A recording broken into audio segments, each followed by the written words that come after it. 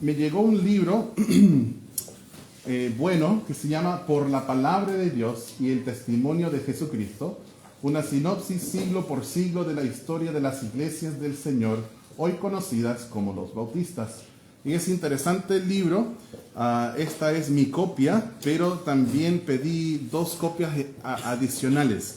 Si te interesa esto y si te gustaría una copia, te lo puedo regalar. Me salieron muy baratos, a pesar de ser un material muy valioso. Entonces, si alguien se interesa en eso, después del culto me pueden hablar y yo tengo 2 copias que puedo regalar. Muy bien. Vamos a ir al libro de Nehemías, por favor, si me acompañan, a Nehemías capítulo 9. He aprendido mucho de Nehemías, he crecido bastante en estos tiempos estudiando junto con ustedes y espero que también haya sido el caso en tu vida. Estamos en Nehemías capítulo 9 y les voy a invitar a orar conmigo. Padre, gracias por tu palabra. Es perfecta y es lo que nosotros necesitamos. Y sabemos que la exposición de tu palabra nos da luz y nos enseña, nos reprenda, nos edifica y todo, Señor, para la honra y la gloria de tu Hijo Jesús, Señor. Y eso es lo que nosotros deseamos, que tú seas glorificado. Y oramos que hoy no sea diferente, que la manera que se enseña, que la manera que se escucha, que todo, Señor, sea para la honra y la gloria tuya. ¿Cuánto necesitamos, Señor mío, más humildad en el púlpito? ¿Cuánto necesitamos más humildad en las bancas? Oh, tu pueblo necesita ser humilde. Ayúdanos, Señor, para que se predique la palabra con humildad, para que se escuche la palabra con humildad y que para que nosotros vivamos lo que dice humildemente bajo tu poderosa mano. Gracias, Señor. En el nombre de Jesús te pedimos esto. Amén. El versículo 1, vamos a ver que el pueblo fue confrontado con el hecho de su pecado. Nosotros, yo creo, por lo que yo leo y por los libros de historia que he leído, es mi opinión que aquí en los capítulos 9 y 10, el pueblo de Dios y los capítulos que rodean, estaba experimentando un verdadero avivamiento. Realmente lo que estaban viviendo era lo que se le llama avivamiento. No solo que los muros fueron reedificados, sino que las vidas de los israelitas fueron reedificadas para la gloria de Dios. La palabra de Dios les trajo de vuelta a un lugar de adoración y obediencia. La palabra también les trajo algo más, conciencia de su pecado. El apóstol Pablo escribe, el Señor nos da palabras divinas por medio de él en 2 Timoteo 3, 16 y 17. Toda la escritura es inspirada por Dios y útil para enseñar, para redarguir, para corregir, para instruir en justicia, a fin de que el hombre de Dios sea perfecto, enteramente preparado para toda buena obra. ¿Y cómo respondió el pueblo de Dios cuando fueron confrontados con el hecho de su pecado? Eso es lo que nosotros vamos a seguir estudiando esta mañana en los capítulos 9 y 10 de Nehemías. Vamos a descubrir la respuesta de esta pregunta y también ver su valiosa aplicación en nuestras vidas el día de hoy. En el versículo 1 dice: el día 24 del mismo mes se reunieron los hijos de Israel en ayuno y con cilicio y tierra sobre sí. Ellos tomaron muy en serio su pecado cuando fueron confrontados con su pecado. Lamentaron su pecado. Su ayuno refleja una actitud arrepentida. Algunos quieren hablar de las sendas antiguas. ¿Quieres saber algo? El ayunar, eso es de sendas antiguas. Sí. Eso es de la vieja escuela. Y es algo que falta muchas veces hoy en día, que una persona busque al Señor en ayuno. No sé, quizás antes de tomar una gran decisión. Siquiera la gente ora. Pero qué bueno sería ayunar y orar. Y alguien dice, pero ¿no es esto del Antiguo Testamento? No, no solamente. También está en el Nuevo Testamento. El ayuno. Ahora queremos evitar prácticas ultra religiosas. De decir, ya, cada lunes nuestra congregación no come vacuno porque estamos en ayuno. O cosas así. Poner reglas que tienes que hacerlo una vez a la semana. No nos vamos a establecer reglas así. Hoy es jueves, así que nosotros no comemos todo el día porque es jueves. No estamos hablando de eso. Pero sí hay momentos donde tú sientes necesidad de buscar al Señor y captar su oído y quizás dejar que Él capte un poco más tu corazón, y es bueno ayunar.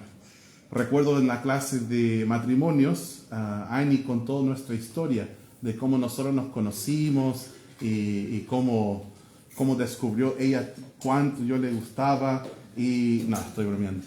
Pero nos conocimos, y una gran parte de esto es que yo tomé aparte una semana cuando estamos recién conociéndonos como de amigos. Y yo ni estaba en su radar. Y en realidad ella tampoco. Pero yo pensé, ¿será ella, Señor? Entonces yo tomé una semana y ayuné. Y oré todos los días. Y yo sentí confirmación en mi corazón, me voy a casar con esta mujer. Y lo escribí hasta en un diario, con la fecha. Ahora pasaron muchos años hasta que ella decidió que también quería casarse conmigo. Pero valió la pena esperar. Y nos casamos y aquí estamos. Es bueno el ayuno. Ellos reaccionaron al ser confrontados con su pecado con ayuno. Y este ayuno de ellos reflejó un verdadero arrepentimiento. También el silicio y tierra lo revela, lo evidencia, lo serio que ellos tomaron su pecado.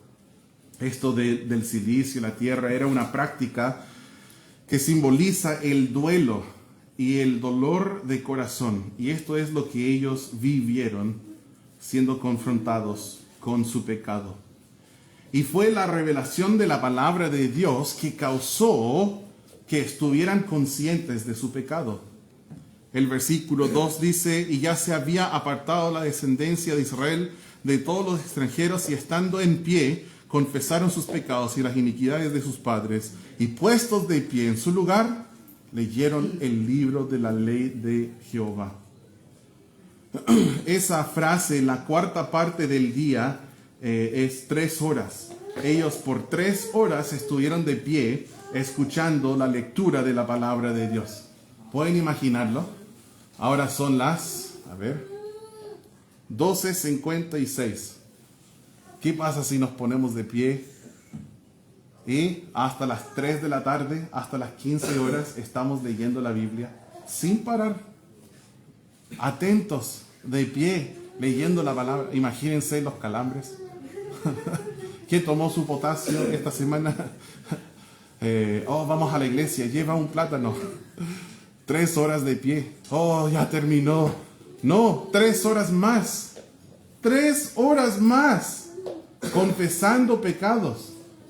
Hermanos, algunos ni 3 horas alcanzarían para confesar todos los pecados. Y suena como un chiste, pero no lo es. 3 horas confesando y 3 horas adorando. Wow.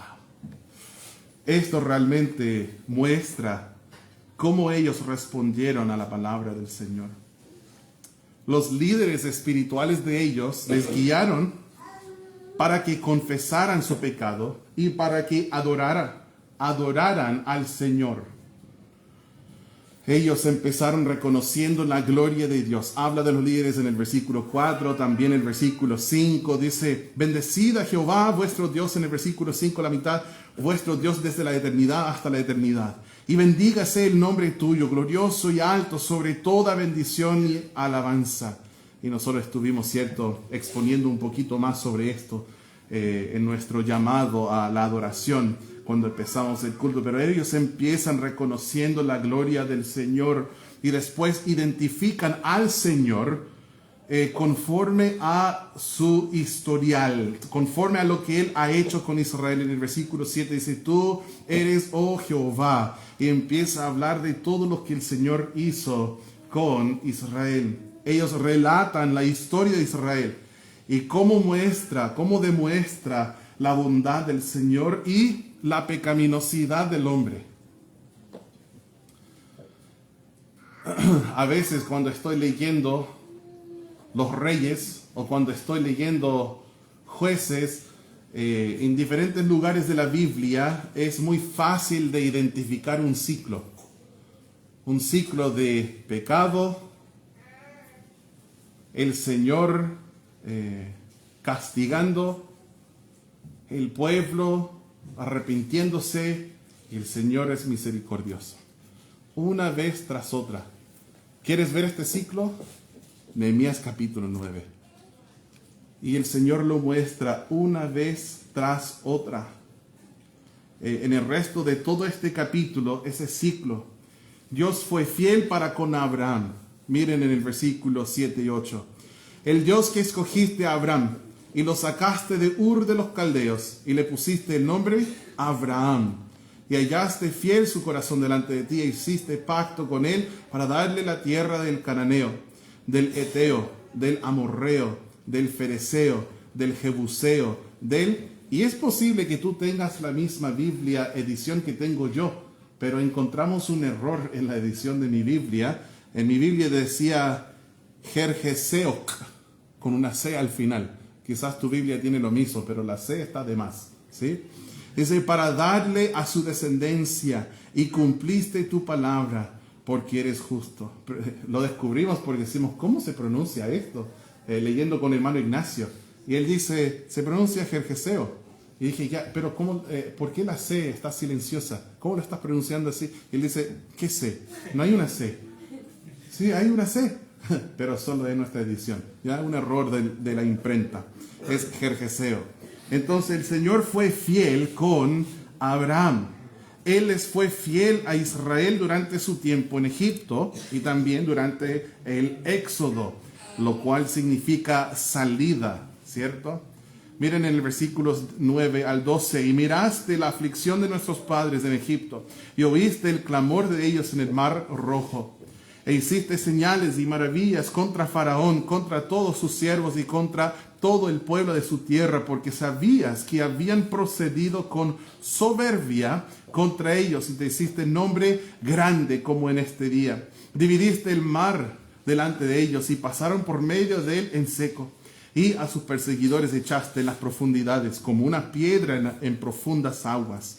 Con columna de nube nos guiaste de día y con columna de fuego de noche para alumbrarles el camino por donde habían de ir. Quizás en algún momento has dicho, ojalá Dios de esta manera me guiara a mí. Si hubiera una columna de fuego en la noche, qué fácil sería seguirle. Si hubiese una columna de humo en el día, qué fácil sería seguirle. Pero ¿sabes qué? Tú quizás no tienes una columna en el día y en la noche, pero si tú eres un hijo de Dios, tienes el Espíritu Santo morando en ti. Y todos aquellos que son guiados por el Espíritu, Romanos 8 dice, estos son hijos de Dios. Qué mejor es tener a Dios en mí que tener una nube, ¿cierto? No tenemos nada que envidiar. El Señor estableció su ley con su pueblo. Miren en los versículos 13 y 14.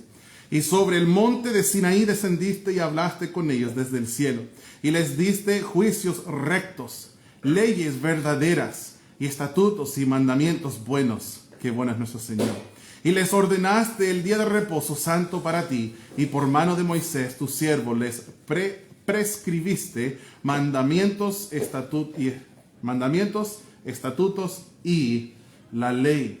El Señor proveyó la palabra de Dios para ellos, su ley. También proveyó para sus necesidades durante su tiempo en el desierto. El versículo 15, les diste pan del cielo en su hambre. ¿Cómo se llamaba ese pan? Maná. Sí. ¿Y saben lo que significa maná? ¿Qué es esto? Sí. Entonces, ¿cómo se llamaba el pan? Maná. ¿Pero qué es esto? Sí. Maná. Sí, pero ¿qué es esto? Maná. ¿Sí? Bueno, Él les dio maná. ¿Qué es esto? Que descendía del cielo, y en su sed les sacaste aguas de la peña, y les dijiste que entrasen a poseer la tierra por la cual alzaste tu mano y juraste que se la darías. Aún así, el pueblo de Dios pecó. A pesar de toda su fidelidad y todas las obras milagrosas que el Señor hacía. Estuve pensando en lo que dijo hermano Ignacio hace unos momentos, durante el tiempo de los cantos, cuando cantamos Yo canto el poder de Dios. Y él nos mencionó que fue a una reserva nacional, hace unos 10 días fue a la reserva de Río Simpson, y mencionó cómo la naturaleza le conmueve y le recuerda de nuestro Creador. Y dijo, ¿cómo olvidarse? O algo así, no sé exactamente cómo fue la frase, ¿cómo olvidarse? Pero cuando él dijo esto, me llevó a una memoria mía, que fue anteayer. Yo venía conduciendo desde Puerto Montt, por una barcaza, después conduciendo de Chaitén, y pasamos nosotros por la Junta. Y nosotros queríamos comer algo rico, algo casero, una cazuela, algo así. Entonces yo ocupé un truco gringo. Me detuve en el retén para preguntar a un carabinero. Como ellos casi siempre comen afuera, la policía conocen todas las buenas picadas. Entonces dije, algún lugar donde ir a comer algo rico, y me recomendó como 4 lugares. Y me subí a mi jeep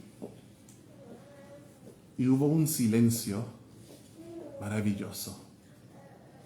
Y lo único que se escuchaba eran los pajaritos. Muchos pajaritos cantando, todo tipo con su canto específico. Y el que siempre me llama la atención, el chucao. Estaba cantando el chucao. Oh, wow, qué hermoso era, Abby, ¿no? Abigail, ¿te gustó el canto del chucao en la Junta? Maika, ¿te gustó? Después terminamos en la Copec de la Junta, igual con las ventanas abajo, escuchando los pajaritos cantar y cantar y cantar. Y le dije a la señorita que nos atendió en la bomba, le dije, ¿es así siempre el canto de las aves? El chucao y todo. Y ella me miró y dijo, ¿perdón? Le dije, es que hay un chucao que está cantando enfrente. ¿Siempre es así todo el día? ¿Todos los días? Y ella dijo, sí. Es que ya ni lo tomaba en cuenta, pero sí, siempre es así. Entonces, sí, hermanos, es fácil, muy fácil de olvidarse. Especialmente nosotros que estamos aquí rodeados de la naturaleza, privilegiados quizás como ninguna otra región en el mundo. Yo me detuve para ver el lago Las Torres. Imagino que la mayoría de ustedes conocen el lago Las Torres. Y era como cristal, como un vidrio, literalmente como un espejo. Yo no determinaba dónde empieza el agua y dónde termina la montaña. Era precioso. Y yo grabé un videíto, dejé de grabar el videíto, y ¿saben lo que pasó? Una señora tiró basura. Hermanos, el viejo hombre en mí antes de Cristo, yo quería acercarme ahí, agarrarle por el cuello y hacerle así. ¿Cómo puede ser tan tonta? Botando basura aquí en un lugar así. Tanta frustración.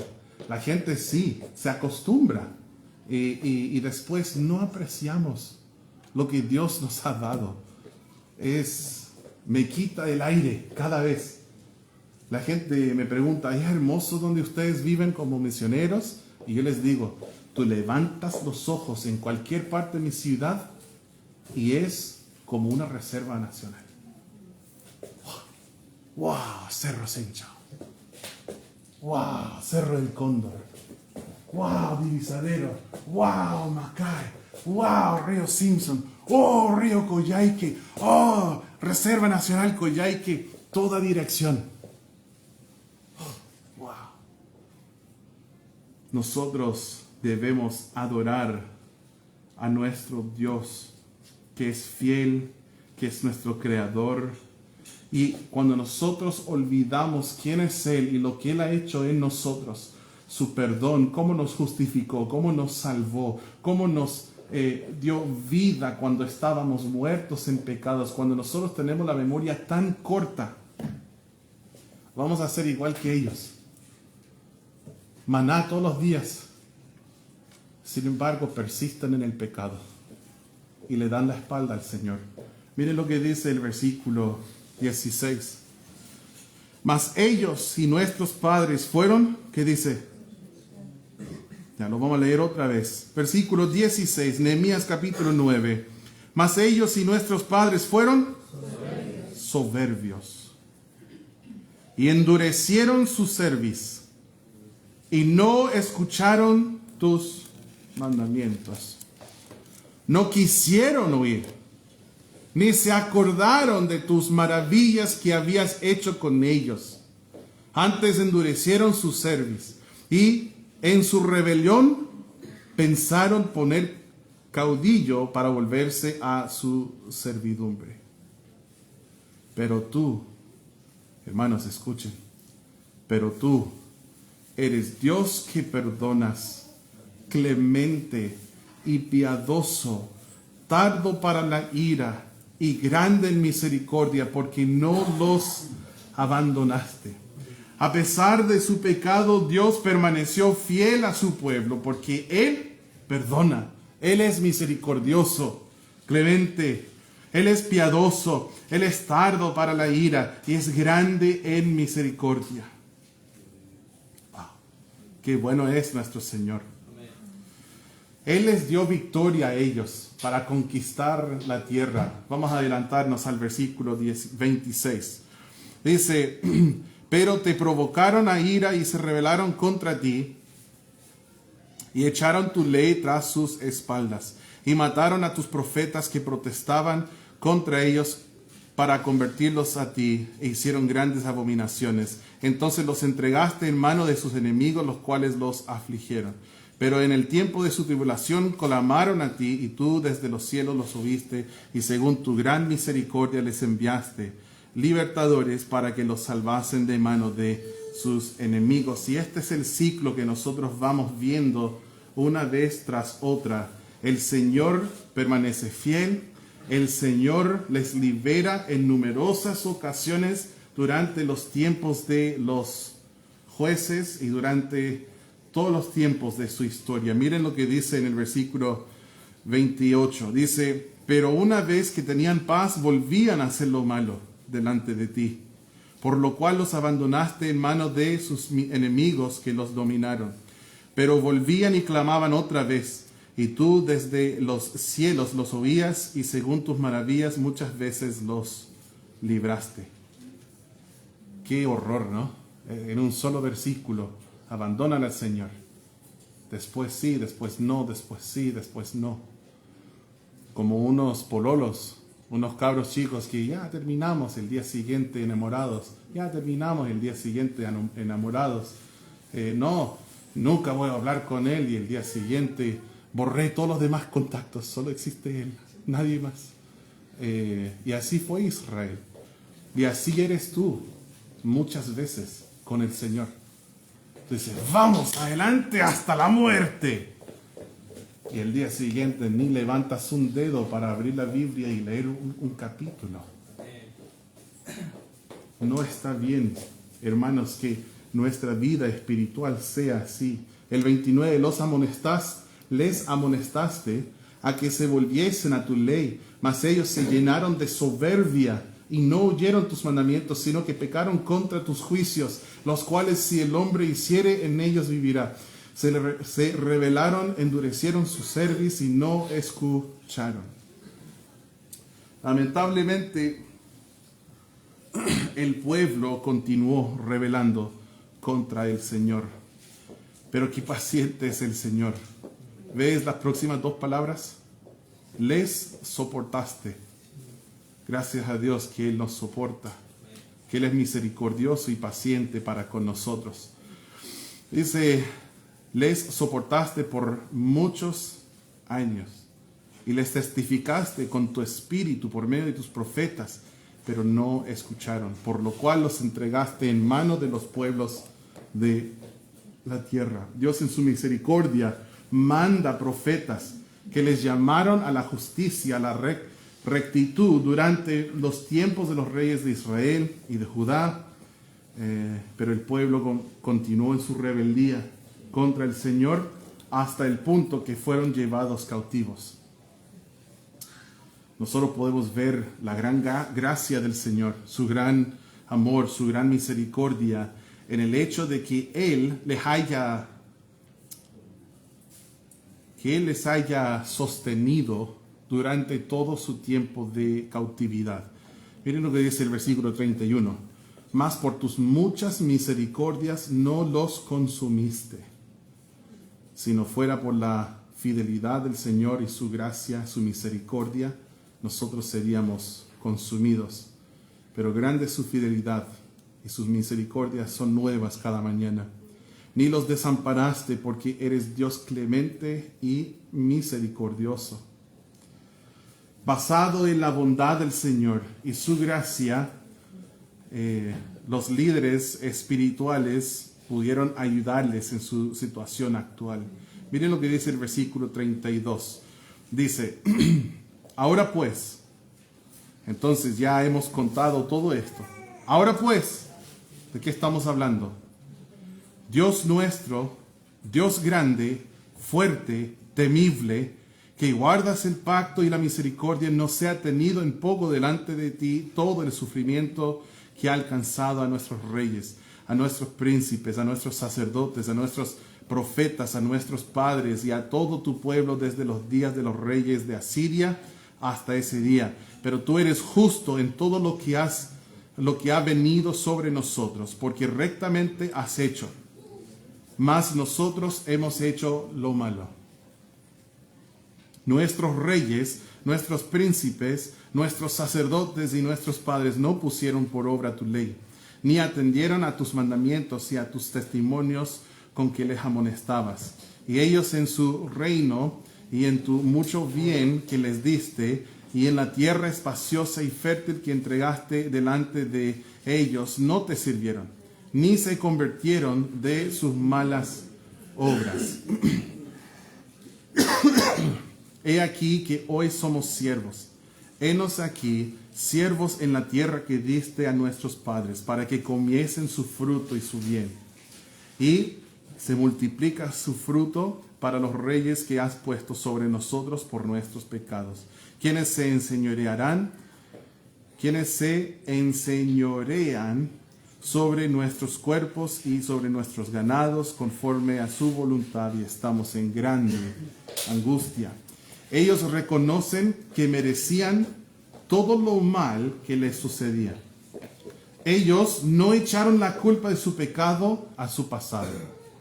Ellos no excusaron su pecado. Ellos dijeron al Señor, tú eres justo en todo lo que has hecho. Todo lo que tú has hecho, lo has hecho bien. Como resultado de su pecado, ellos estaban sirviendo como esclavos en su propio país. Los líderes espirituales guiaron al pueblo a abandonar su pecado para honrar a Dios con sus vidas. Miren lo que dice el versículo 38. A causa pues de todo esto, nosotros hacemos fiel promesa y la escribimos firmada por nuestros príncipes, por nuestros levitas y por nuestros sacerdotes. Para volver al lugar de obediencia a Dios, ellos procuraron entrar aquí en un pacto con el Señor. ¿Y quién fue el primero en firmar el pacto? Miren conmigo, versículo 1. Los que firmaron fueron, ¿quién fue el primero? Nehemías, el gobernador, hijo de Acalías y Sedequías. Él sigue proveyendo un ejemplo piadoso de liderazgo. Después podemos observar que las otras cabezas de hogar también firmaron sus nombres en el pacto. Y así debe ser. Cuando una cabeza de hogar es confrontada con su pecado, debe ser el líder en responder. Debe ser el líder en guiar su familia en buenos pasos. No debe ser el primero en murmurar. ¿Quién se cree ese profeta que Dios mandó? No debe ser su esposa rogándole: amor, hemos estado haciendo las cosas mal, por favor volvamos al Señor. Gracias a Dios por mujeres piadosas. Pero no corresponde, hombres, que nosotros tenemos que ser jalados por nuestra mujer para hacer lo que es correcto. Nosotros que somos cabeza del hogar debemos ser fieles cuando se nos señale nuestro pecado. ¿Qué debemos hacer? Arrepentirnos y hacer lo que es correcto. Restituir. Ellos, aquí en el libro de Nehemías, deseaban honrar a Dios con sus vidas. Vamos a adelantarnos un poquito. Miren lo que dice en el versículo 29. Dice: se reunieron con sus hermanos, capítulo 10, y sus principales para protestar y jurar que andarían en la ley de Dios, que fue dada por Moisés, siervo de Dios, y que guardarían y cumplirían todos los mandamientos, decretos y estatutos de Jehová nuestro Señor, y que no daríamos nuestras hijas a los pueblos de la tierra, ni tomaríamos sus hijas para nuestros hijos. Ellos prometieron al inicio, de inmediato, su primera promesa es que van a seguir el plan de Dios para el matrimonio. En esos tiempos el Señor les había prohibido casarse con las naciones paganas. Y hay algo parecido hoy en día también para nosotros. El Señor nos prohíbe lo que es el yugo desigual. No somos Israel y los creyentes, los incrédulos, no son los no judíos y nosotros los judíos espirituales, no. Pero se trata de ser de la familia de Dios, un hijo de Dios salvo, con vida eterna, y alguien que no. Y la Biblia nos prohíbe este yugo desigual. No es permitido esto para nosotros hoy día.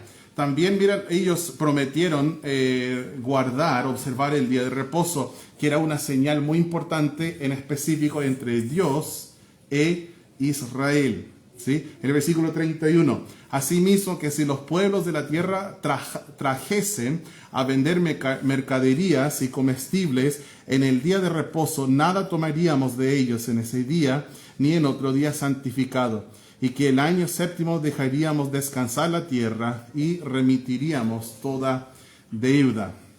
Entonces ellos prometieron, entre otras cosas, observar el día de reposo. Miren el versículo 32.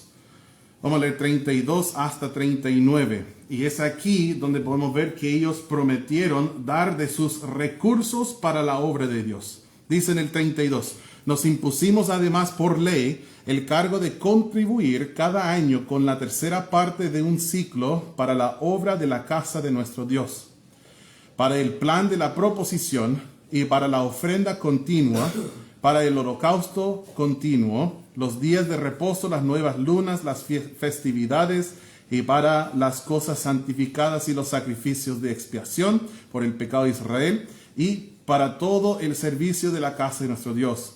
Echamos también suertes los sacerdotes, los levitas y el pueblo acerca de la ofrenda de la leña para traerla a la casa de nuestro Dios según las casas de nuestros padres en los tiempos determinados cada año, para quemar sobre el altar de Jehová nuestro Dios, como está escrito en la ley, y que cada año traeríamos a la casa de Jehová las primicias de nuestra tierra y las primicias del fruto de todo árbol, asimismo los primogénitos de nuestros hijos y de nuestros ganados, como está escrito en la ley, y que traeríamos los primogénitos de nuestras vacas y de nuestras ovejas a la casa de nuestro Dios, a los sacerdotes que ministran en la casa de nuestro Dios, que traeríamos también las primicias de nuestras masas y nuestras ofrendas y del fruto de todo árbol y del vino y del aceite para los sacerdotes a las cámaras de la casa de nuestro Dios, y el diezmo de nuestra tierra para los levitas, y que los levitas recibirían las décimas de nuestras labores en todas las ciudades, y que estaría el sacerdote hijo de Aarón como los levitas, cuando los levitas recibiesen el diezmo, y que los levitas llevarían el diezmo del diezmo a la casa de nuestro Dios, a las cámaras de la casa del tesoro, porque las cámaras del tesoro han de llevar los hijos de Israel y los hijos de Leví la ofrenda del grano, del vino y del aceite, y allí estarán los utensilios del santuario y los sacerdotes que ministran, los porteros y los cantores, y no abandonaremos la casa de nuestro Dios. Ok, ya. Ellos prometieron dar de sus recursos para la obra de Dios. Y te diste cuenta que para ellos era un asunto de ley. Dice, nos impusimos además por ley. En el Antiguo Testamento así era el sistema de dar, era por ley, ¿sí? Hoy día es muy diferente. Hoy día nosotros leemos en las Escrituras, en el Nuevo Testamento, que cada uno va a dar como propone en su corazón. No con tristeza, no por necesidad, que Dios ama al dador alegre. Entonces hoy, cuando tú diezmas y tú das ofrenda, no es porque el pastor llegó tocando la puerta y dice, hola, estamos repasando la lista de miembros y nos damos cuenta que este mes no diezmaste, también faltaste el mes pasado. Así que si puedes pagar los 2 meses antes de venir al culto del domingo, o si quieres te espero en la puerta cuando llegues y ahí podemos recibir el diezmo, lo dejamos, wow. No, así no es hoy día, ¿cierto? Hoy día si una persona diezma es porque leyó en la Escritura que debe hacerlo y dice, yo quiero hacerlo, lo voy a hacer porque yo propongo en mi corazón hacerlo. Yo voy a dar a misiones, yo voy a apoyar económicamente de esta manera o de esta otra manera. En realidad hay muchas maneras de cómo apoyar la obra de Dios. Fueron muchos versículos donde ellos estaban hablando de todas las maneras de dar. Yo te recomiendo que des bíblicamente lo que tú lees en la palabra, lo que Dios pone en tu corazón. Lo que yo he visto es dar 10% de todos mis ingresos y lo damos siempre como primicias al principio del mes. Una vez que se nos pague el próximo domingo, nosotros damos un diezmo y después, más allá de esto, ofrendamos para misiones como familia por medio de la iglesia, igual como hicieron los niños hoy. Tratamos de aplicar todos los principios bíblicos en cuanto a las finanzas, en cuanto a ahorrar o inversiones, en cuanto a tener un presupuesto, conocer bien el estado del rebaño, refiriendo cierto a dinero, porque el rebaño para ellos en aquellos días era sus ingresos. Evitar deuda, si hay deuda, salir de deuda, tener contentamiento, no tener avaricia, todos los diferentes principios bíblicos que debieran manejar nuestras finanzas. Es importante aplicar estas cosas. Y ellos en su tiempo prometieron dar de sus recursos para la obra de Dios. Fue lindo el otro día, estuve en un discipulado con unos hermanos y justo nos tocó hablar del dar. Y ellos me contaron una historia donde hablaron con alguien que estaba defraudado con, en palabras de esa persona, los evangélicos, las iglesias evangélicas. Porque en cada culto quieren dinero, y después el dinero desaparece y uno no sabe cómo se maneja ni nada de este estilo. Ellos dijeron, no, en nuestra iglesia no es así. No es así. En nuestra iglesia lo normal sería que yo recibiera un sueldo, sería un sueldo establecido, no es que llegan todos los diezmos y van directo a mi bolsillo sin contar o sin ver cuánto es. No sería así. Sería que, bueno, aquí en la región de Aysén, los profesores están ganando tanto, digamos 1.100.000. Yo no sé cuánto gana un profesor, pero podría ser un sueldo parecido a lo que ganaría un pastor. Entonces el pastor va a recibir 1.100.000, pero ¿qué pasa si llegan 2 millones en el mes a los diezmos? 1.100.000 es el sueldo del pastor, no 2 millones. ¿Ya?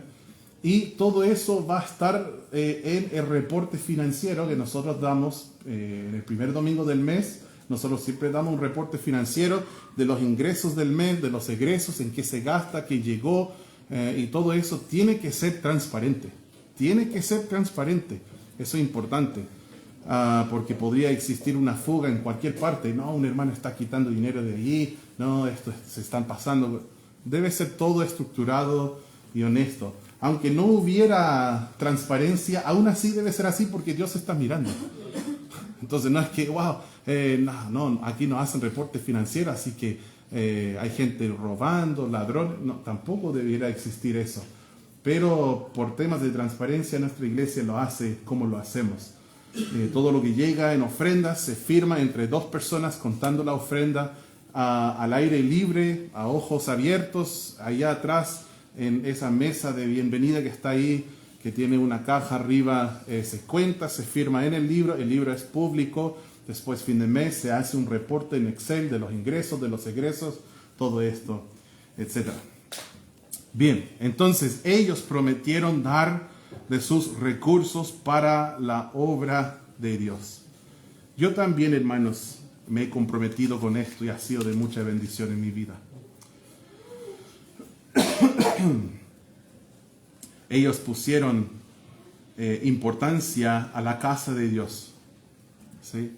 En el versículo 39 dice, al final del punto y coma, dice, y no abandonaremos la casa de nuestro Dios. Los que conocen el libro de Primera de Timoteo, capítulo 3, versículo 15, habla de la casa de Dios.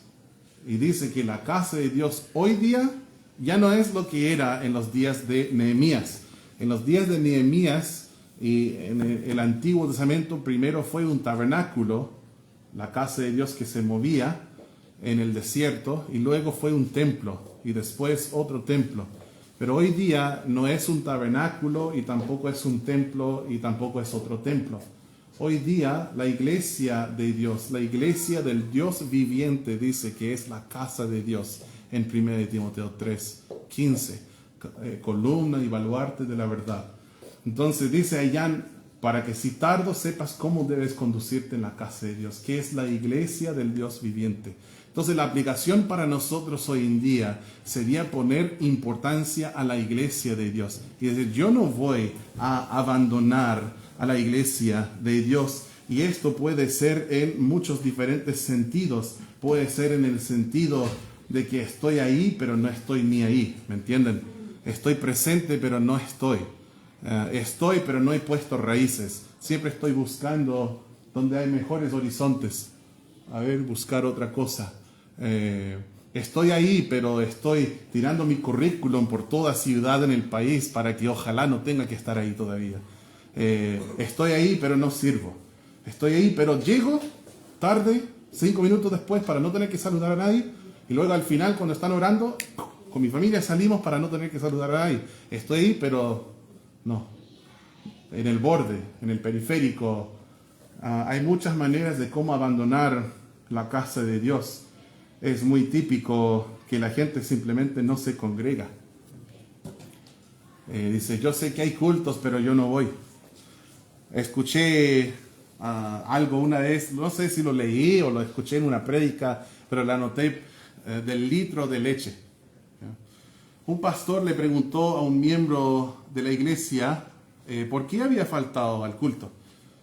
Y la persona dijo, era porque tenía 1 litro de leche en su refrigerador. Los pastores escuchamos cosas raras, entonces él no dijo nada más. Dijo, ok, bueno. Después de suceder en varias ocasiones, el pastor finalmente le preguntó, cada vez recibiendo la misma respuesta, ¿pero qué tiene que ver 1 litro de leche en el refri con el faltar a los cultos? ¿Qué tiene que ver? Bueno, dijo la persona, pastor, yo sé que no hay excusas válidas para faltar a los cultos. Por lo cual, le dije la primera cosa que se me ocurrió. Y como al parecer lo aceptó, seguí usando la misma excusa. Ahora, mi pregunta para ti sería, ¿tienes 1 litro de leche en el refri?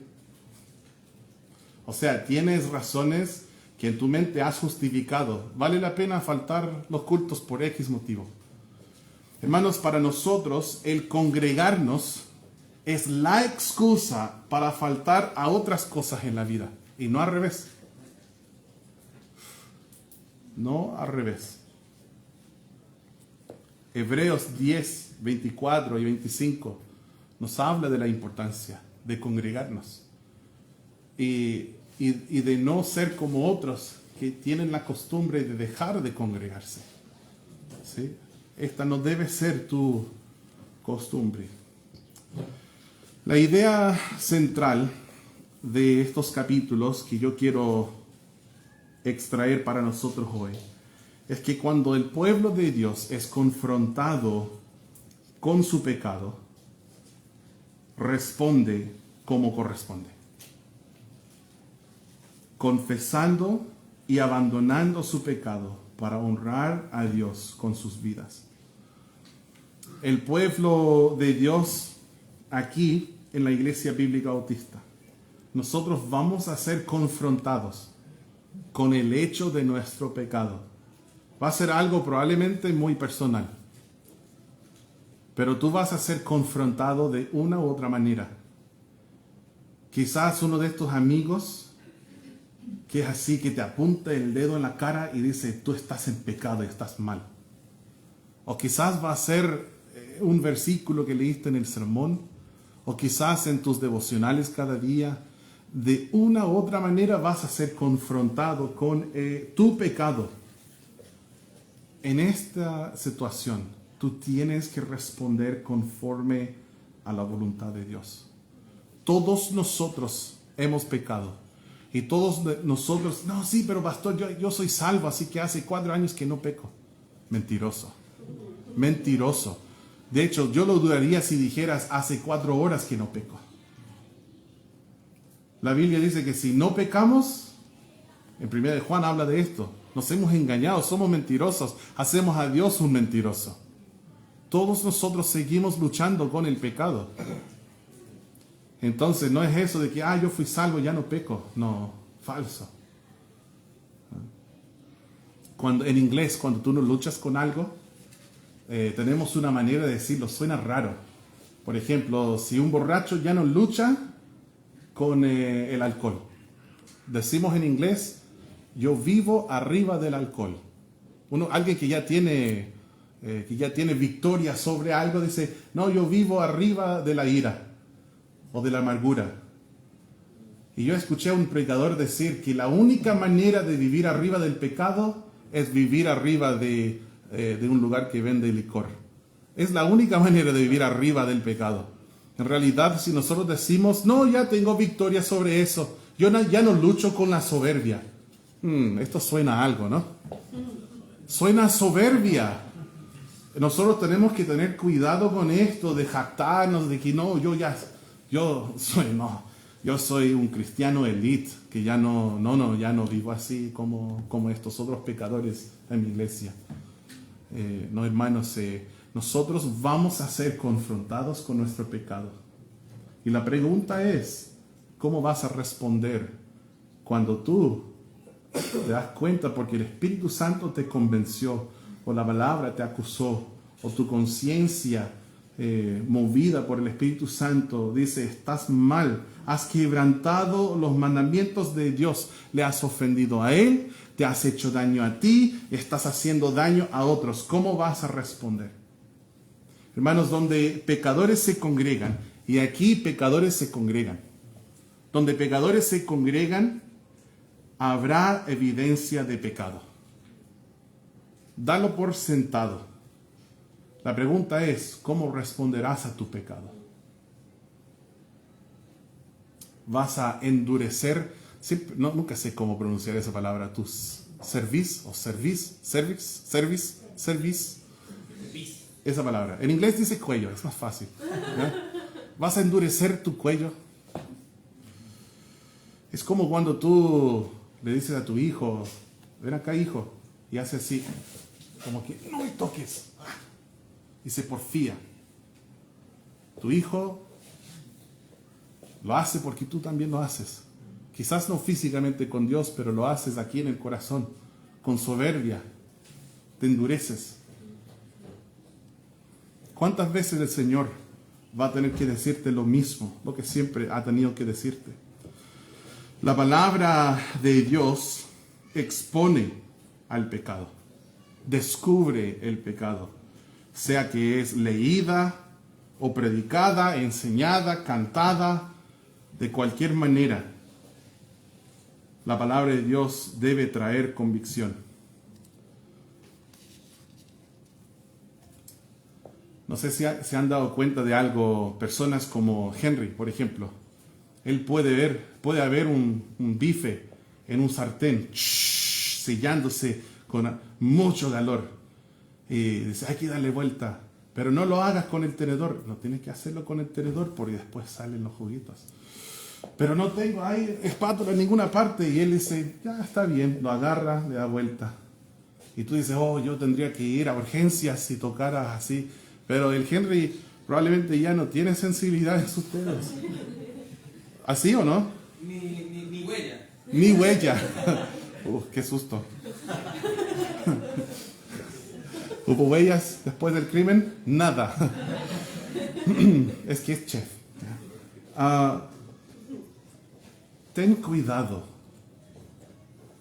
porque a veces el corazón de un cristiano se pone así, tantas veces endureciéndose que pierde sensibilidad.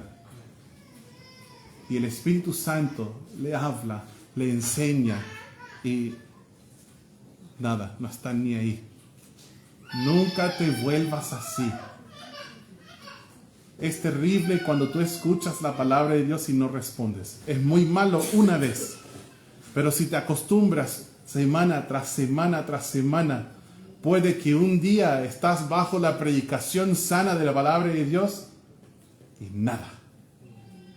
No hay nadie tocando, llamando a tu puerta. Nada. Porque tan duro el corazón.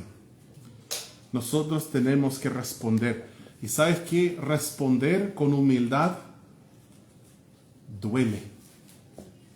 No me gusta cuando me reprendan. No me gusta. Porque significa, primero, que yo estoy mal. Y no me gusta estar mal. Y dos, voy a tener que cambiar. Y cambiar es difícil. Y no me gusta. Aunque pueda parecer doloroso, es para nuestro bien. Y principalmente, y más importante, es para la gloria de Dios. Es para nuestro bien y es para la gloria del Señor. Dios ha asignado a los líderes espirituales un rol de predicar en contra del pecado y tratar con ello cuando es presente. No es un trabajo que a mí me gusta, pero sí es un trabajo que tengo que hacer. Imagínate yendo al dentista y tienes muchos caries. Qué malo sería el dentista si no te dijera la verdad y propusiera un plan para remediar la situación. Sin embargo, hay líderes en todo Coyhaique que niegan a tratar con el pecado. Y hay gente sentada en las bancas que les gusta que sea así.